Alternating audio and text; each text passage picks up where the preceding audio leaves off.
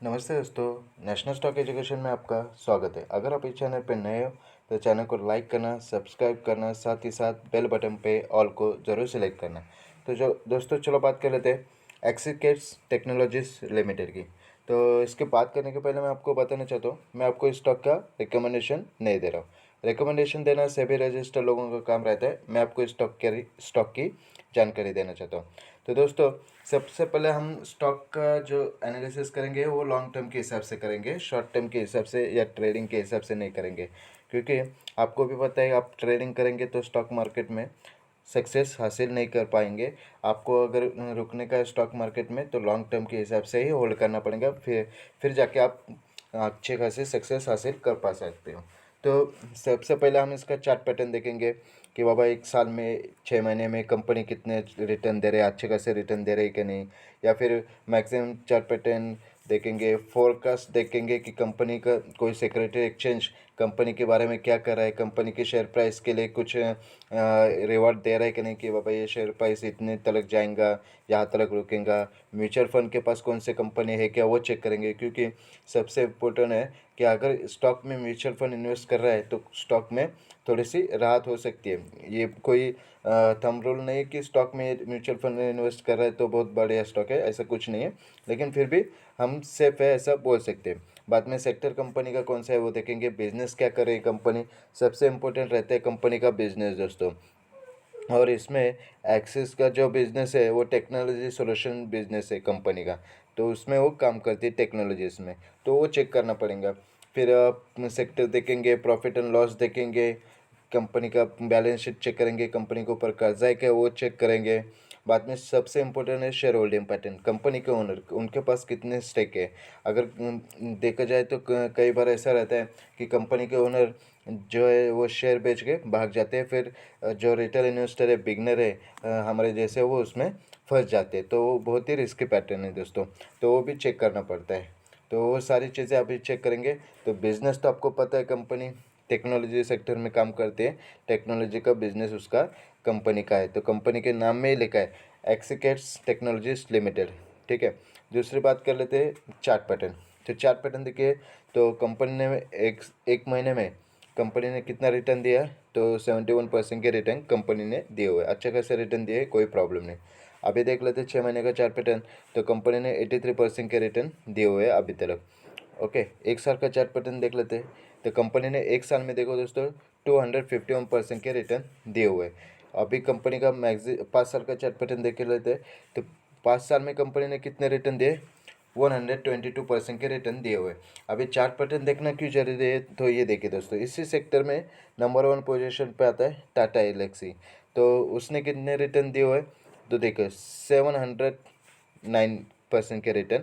और एक्सिकेट ने कितने दिए, 122% के रिटर्न। तो इसलिए चार्ट पैटर्न देखना भी जरूरी रहता है कि कंपनी अपना बिजनेस कैसे करे। तो टाटा का जो शेयर है वो देखिए कितने अच्छे खासे रिटर्न कंपनी ने दिए हुए, और जो एक्सिकेट्स का शेयर है वो इधर है दोस्तों। तो बहुत ही रिस्की शेयर है, इसलिए चार्ट पैटर्न देखना भी ज़रूरी रहता है। ठीक है। अभी देख लेते हैं इसका मैक्सिमम चार्ट पैटर्न। तो मैक्सिमम चार्ट पैटर्न देखिए, तो कंपनी ने 300% के रिटर्न दिए हुए, और टाटा एलेक्सी ने 19,748% के रिटर्न दिए हुए। बहुत ही शानदार कंपनी ने रिटर्न दिए हुए। अगर आपको जाने का है इसी सेक्टर में तो टाटा एलेक्सी के साथ जाइए, बहुत ही बढ़िया स्टॉक है, शानदार स्टॉक है, टाटा कंपनी का स्टॉक है। ठीक है।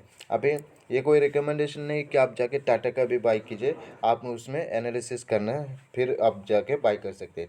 अभी देख लेते हैं कि फोरकास्ट क्या है। तो फोरकास्ट देखिए, कोई भी प्राइस का कोई फोरकास्ट नहीं है दोस्तों, और किसी ने इसका जो है वो डाट दिया नहीं है, डाटा कि अपना स्टेटमेंट दिया नहीं है, फोरकास्ट डाटा नो है। ठीक है। अभी आगे देख लेते हैं म्यूचुअल फंड। तो म्यूचुअल फंड देखिए दोस्तों, नो डाटा अवेलेबल, तो कोई भी म्यूचुअल फंड का इन्वेस्टमेंट इसमें नहीं है, तो रिस्की स्टॉक है, थोड़ा बच के रहना। अभी तेजी है इसलिए उसमें उतर मत जाना, फिर आप जाके फंस सकते हो। ठीक है। अभी आगे देख लेते हैं सेक्टर। तो सेक्टर कौन सा है देखिए, तो आईटी सॉफ्टवेयर सेक्टर है, कंप्यूटर्स में काम करते हैं, सॉफ्टवेयर मीडियम स्मॉल।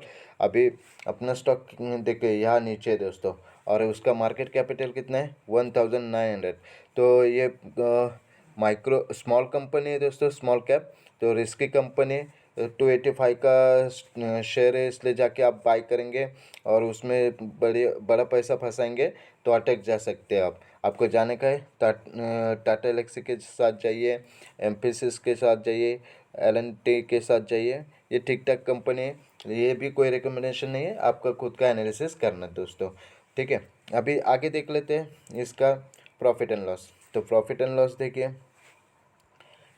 तो नेट प्रॉफिट कंपनी ने मार्च 2020 में 30 करोड़ का, मार्च 21 में -21 करोड़ का, अभी मार्च 22 में 23 करोड़ का, और फिर अभी चालू ईयर में -10 करोड़ का नेट प्रॉफिट है। तो रिस्की नेट प्रॉफिट है, कंपनी माइनस प्लस खेल रही है, तो जाना मत दोस्तों इसके साथ, ठीक है। अभी देख लेते हैं बैलेंस शीट। तो बैलेंस शीट में रिजर्व देखिए कंपनी के कितने, 2020 में 200 करोड़, 2021 में 139 करोड़, 2022 में 147 करोड़ के रिजर्व है। अभी देख लेते हैं आगे कि कंपनी के ऊपर कर्जा है क्या। तो कंपनी के ऊपर कर्जा भी है दोस्तों, तो 15 करोड़ का 2020 में कर्जा था, बाद में कम होकर 10 करोड़ को गया, अभी कम होकर 2 करोड़ का कर्जा है कंपनी के पास। कंपनी कर्जा भी कम कर रही है, अच्छी बात है, कोई प्रॉब्लम नहीं है। और जो शॉर्ट टर्म में वो तो कर्जा रहता है कंपनी के ऊपर, वो कम ज़्यादा होते रहते हैं, वो कोई मायने नहीं रहता है, ठीक है। अभी देख लेते हैं कंपनी का कैश कितना है कंपनी के पास। तो कैश एंड कैश देख लेते हैं। तो कैश देखिए 2020 में 6 करोड़ का था, 2021 में 16 करोड़ हो गया, और अभी 8 करोड़ का कैश है। तो कैश भी ठीक ठाक है, कोई प्रॉब्लम नहीं, छोटी कंपनी है तो उतना कैश रहेगा ही। अभी शेयर होल्डिंग पैटर्न देख लेते हैं, वो बहुत ज़रूरी रहता है। तो शेयर होल्डिंग पैटर्न देखिए दोस्तों, तो प्रोमोटर्स कितने, 66% के स्टेक कंपनी के प्रोमोटर के पास है, ठीक है, कोई प्रॉब्लम नहीं। फिर भी कंपनी के प्रोमोटर के पास 66% के स्टेक है। फॉरेन इन्वेस्टर कितने, 0.9%। डोमेस्टिक इन्वेस्टर कुछ भी नहीं है। और पब्लिक कितने, 33% के स्टेक पब्लिक के पास है।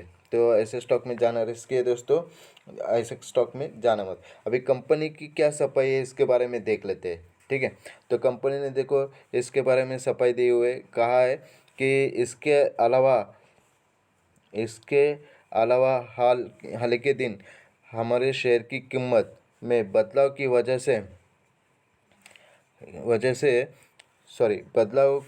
वजह के बारे में हमें जानकारी नहीं है। शेयर की कीमत और वैल्यू बदलाव बाजार आधारित है। तो ये देखिए कंपनी का स्टेटमेंट आया हुआ है, और ये देखिए मैनेजमेंट में जो है उसने भी बात कही हुई है कि मैनेजमेंट का मानना है कि महामारी के चलते डिजिटल ट्रांसफॉर्मेशन की डिमांड खासी बढ़ गई है, जिसका विशेष रूप से उसके भारतीय बिजनेस पर पॉजिटिव असर पड़ा है।